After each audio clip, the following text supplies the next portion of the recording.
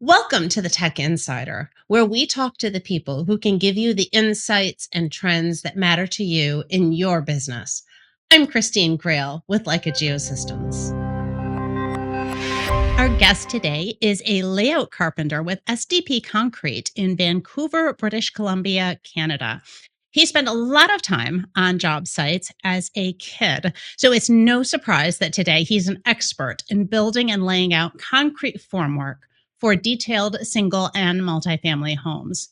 His goal is to give customers the perfect foundation to build on. Aidan Pauls, welcome to our program. Thanks, Christine. Thank you for having me. I believe that SDP Concrete was founded by your parents in the 1990s, and you started out a little bit younger than most layout carpenters, right? That's true. That is very true. Yes, I was on the not smart end of the chalk line and the not smart end of the measuring tape for quite a while. Yeah. No. Well, what is your earliest memory of being on the construction job site with your dad? I have this very visceral image of me with two hammers in hand trying to climb excavation banks like an ice climber. And I couldn't have been older than like 5 or 6 at the time. Wow. Wow. That's a lot of fun. And so you must have really enjoyed a lot of that time growing up, being on the construction job site. You ended up following your dad's footsteps. I believe you still work with your dad and you both lead a small crew of carpenters, right? That's true. Yeah, that's true. Yeah.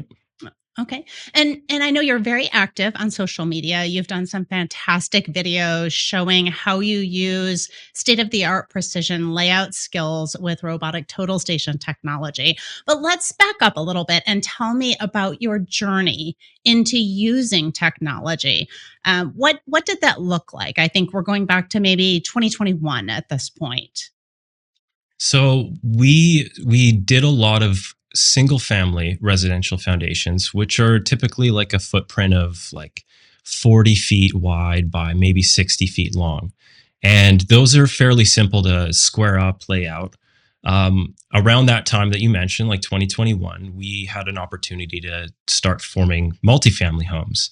And those are a much bigger footprint. So what I was realizing as I was trying to lay them out was the longer the building with the more steps they have, it's harder to square up the building during layout. So I asked around a few people. They recommended looking into total stations. And first conversation I had with my salesperson, I knew that like getting a robotic Leica Icon total station was the right move for my layouts. Okay, so what were you doing before then? Were you using string lines? How were you handling your layout? Yeah, string lines over top of survey pins. And then from there, we would square up from one corner and measure off of one side of the building and chain our measurements, which, adds some error. And once the surveyors came back, just before the pour, they would measure our forms, check their forms with their total stations. If they said, "Oh, we caught a little bit of an error here. Can you adjust your forms a bit?" then we would do that. But that's just the reality of traditional layout methods is there's always some adjustments because you with a tape and string lines can't really catch everything, especially over pretty big building footprints. Sure. And so you'd been doing it for quite a while, though. You probably felt pretty confident in your skill sets, but you had seen other contractors with total stations on the job site. And you probably had been thinking like, oh, someday I'm going to have one of those, right? It really was a curiosity when I saw surveyors on site. I don't think I had seen anybody else like any other trade but surveyors. Coming from residential forming, I didn't see a lot of other robotic total stations on site. And when you saw the total stations and you first started looking into that as a possibility, I believe I saw somewhere where you said you assumed that the robotic technology would be out of reach, that you would have to, first of all, start with a manual total station. And you approached your representative at Spatial Technologies, which is your technology dealer, and started talking to them about, okay, this is what I want to do. And I think I probably need a manual total station. What was that discussion like? Why did they suggest robotic instead, knowing that you were working on a small budget? Well, I would say they suggested. So Adrian's his name. I got to give him credit because he was very helpful in making an informative decision. He basically pointed out that going from traditional layout methods to a manual total station would be a lateral move. You're using multiple people for a layout with traditional layout methods, and moving to multiple people with a manual total station, one person behind the gun and one person holding the prism and pole and marking. But with a robotic, it simplifies it, and it turns that ordeal into a one person task. And the second I realized that it was actually a lot more affordable than I thought it was, that decision was made for me essentially. Okay, so Adrian convinced you, but you still had to go back and talk to your dad, right? Because you guys are in Yes. business together. And it's a price tag. It's a commitment. It's something that you guys had to give some serious thought to. What did those discussions look like when you were convinced that the return on investment would be there and you had to convince him? It's really the thing I like about working with my dad is if he sees me excited about something, like if he notices that I have my head wrapped around something, like something that can benefit the business, he's like fully trusting in me. And so really, like, there was not much convincing. It was like, okay, you think this will work? Great. Let's start using it. Okay, so you guys just jumped in with both feet and you went Mhm. with the Leica Icon robotic total station. What was it specifically that you really liked about that total station? The software on the tablet, I had a CC80. Um, it was it was so intuitive, like being able to click on lines, draw from 0, 0 on the XY axis, and just start drawing my building was eye opening to like digital layout and how easy it can be. So you didn't have any kind of learning curve then. I would imagine that at least initially you were a little intimidated going from using string lines and traditional approaches to using a robotic total station with all of the software. Did you feel like you were going to need a lot of training, or did you just jump right in and start working on it yourself? At first I was worried, like, oh, I'm not qualified for this, I'm not educated in surveying, so why should I, like a concrete contractor, have this? And the second I started using it, like a switch flipped and I was like, oh, it's really the basics and essentials of laying out digitally are very simple. I was very quick to pick it up. Oh, that's awesome. So you found it really intuitive. You jumped right in. What did you notice right away when you first started using it on your job sites? The second I started laying out my first building and I didn't have to set up a string line over 150 feet on an angle from up here to way down here, 8 feet lower, over the 150 feet, setting up levels, all that stuff, I was like, I'm never going to use a string line again. This is the way to go. It's so simple, and it takes a lot of like error out of the layout. Now, did you immediately start using the AP20 auto pull with the Icon robotic total station? I think looking at the timeline, that might have come a little bit after the total station for Mhm. you because the AP20 wasn't even introduced until just a few years ago. Yeah, so I had been using just the MPR 122, the 360 prism, with bipods leveling every point, and I kind of had my eyes out for other solutions and stuff just because it sparked an interest in digital layout for me, like switching to the to Icon. So the second I saw the auto pull, I was like, okay, I got to get this. So I like to think I have like one of the first AP20s in Canada. Probably don't, but I like to think I was an early adopter of that. Well, what was it about the AP20 that made you decide you needed that in addition to the robotic technology? Having hundreds of dowels sticking up out of the footing, to connect to the wall. Each one of those is an obstacle for the bipods with a regular pole. Um, Having to work around those, plan out where I'm going to put my bipods on each point that I'm marking, it's quite time consuming and frustrating. So the second I saw, oh, I don't have to like stand up and level the pole every time, stare at the bubble, make sure my bipods are secure and not clashing with any rebar, I was like, oh, this is another like next level piece of technology that's going to speed up my tasks. So, is it mostly the time savings that has been the biggest advantage for you adopting the digital layout technologies, or are there other advantages that you're seeing as well? There are a few, primarily time. It's a lot faster with less people, so just myself. But the accuracy is like it's incredible. Like I said, like huge buildings that have or huge residential buildings that have a lot of steps. Trying to square that up accurately, it's pretty difficult. You have to build a shelf on the lower side to get up to the same elevation as the higher side where you start your 3, 4, 5 from, and then leveling down from that. Every single one of those tasks in layout, if there's a bit of error in one of them, and then the next one, it adds up. So, but using the AP20 or even just the pole and bipods, like the error is severely minimized. So I know the AP20 has several advantages to it. One is that you can tilt the pole. So that in and of itself can save a lot of time because you don't have to stand there and try to level the pole just to get your reading. It also automatically measures the pole height. And in addition to that, it makes it easier to find your target when you're on site, so that all those things add up over time.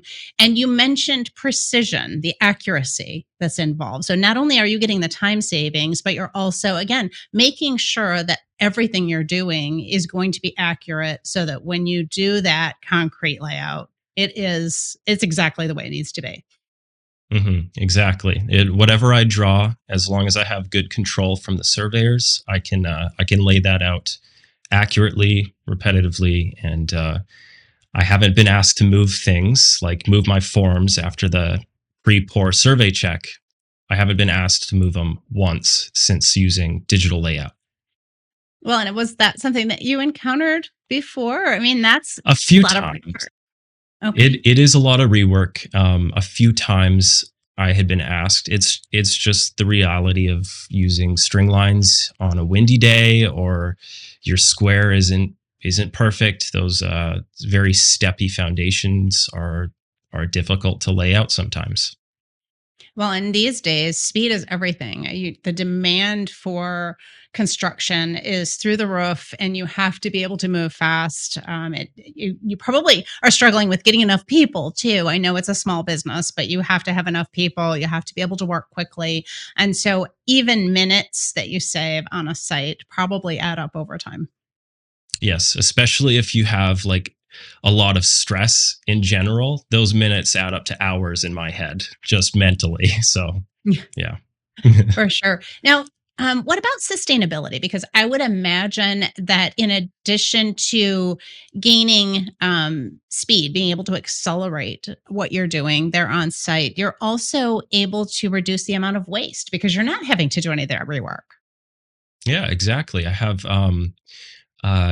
I have this system now. So originally I was drawing everything in Icon on the sketching app, on the tablet, and now I'm doing it all in AutoCAD. So I'll read the drawings, the architectural and structural drawings at my computer, and have everything drawn out in AutoCAD from scratch. And then that allows me to dimension my footings, and each one of those dimensions is like essentially a cut list on site. So every board is cut to size and then laid out pretty accurately. And I have, very little waste. Like I've got a small pile of like maybe under 18-inch pieces of lumber that can't get used anywhere else on the footing. That's impressive. And how does that compare with what you were dealing with before? A lot of traditional like footing building methods, people will build like they call them ladders. Like they'll build 2x material with cleats on top. That's what we call them here, like 1x4s to spread them out to the right width of the footing. And they'll run those all along the outside of their footing, measure on the inside board all your intersections, and then sawzall out those pieces to connect T's and stuff.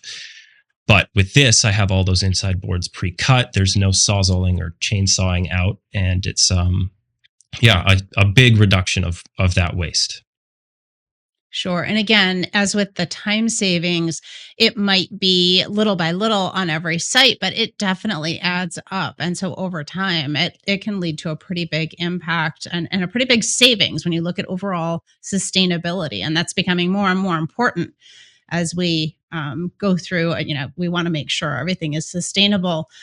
What about something like safety? Have you noticed any benefits on safety? I know you are also leading a small team of other carpenters as well. So I'm sure that safety is at top of mind. Absolutely. One of the things that comes to mind is excavations.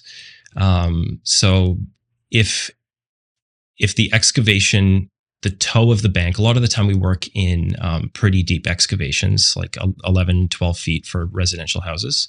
If the toe of that excavation at the bottom is like really close to our footing, that's kind of like a bad sign to me of there wasn't a lot of planning put into making sure there's walking room and that the excavation is safe. So what I've been able to do is get the pins from the surveyors and have my total station set up and verify before we build anything that bank is far enough away from our footing for us to walk around in without getting pinched between the two.